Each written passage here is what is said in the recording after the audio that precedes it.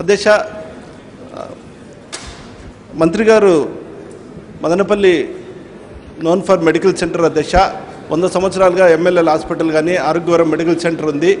అలాంటి ప్లేస్లో most backward area, అక్కడ వైద్య కళాశాల ఏది ప్రతిపాదనలు నిర్దిష్ట ప్రతిపాదనలు పెండింగ్లో లేవన్నారు అధ్యక్ష. 2005లోనూ ఆరోగ్యవరం మెడికల్ సెంటర్కు మెడికల్ కాలేజ్ శాంక్షన్ చేశారు. అది సమ్ రీజన్స్లో దాన్ని మెటీరియలైజ్ కాలేదు.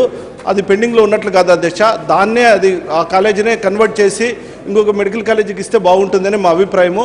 అది సార్ మెడికల్ సెంటర్గా ఫేమస్ అవడం వల్ల మోర్ దెన్ 10 కాన్స్టిట్యుయెన్సీస్కి అది సెంటర్ సార్. మదనపల్లి మొదటి నుంచి కూడా మెడికల్ సెంటర్గా ఫేమస్ అవడం వల్ల అందరూ కూడా వస్తారు.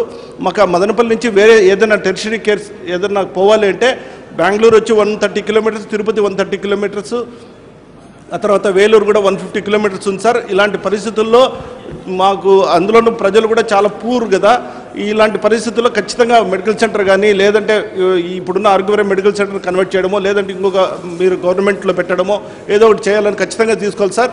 వేరే ఇవి కాకుండా వేరే ఏదైనా ప్రతిపాదనలైనా కూడా ఖచ్చితంగా తీసుకొని మా ప్రాంతాన్ని మెడికల్ హబ్గా తీర్చిదిద్దేందుకు చేయాలా. ఇంకోటి అధ్యక్ష, మా మంత్రి గారు ఈ మధ్య తిరుపతి వచ్చినప్పుడు తిరుపతి చిత్తూరు మధ్య 6 మెడికల్ కాలేజీలు పెడుతున్నాము అన్నాడు, ప్రైవేట్ మెడికల్ కాలేజీలు.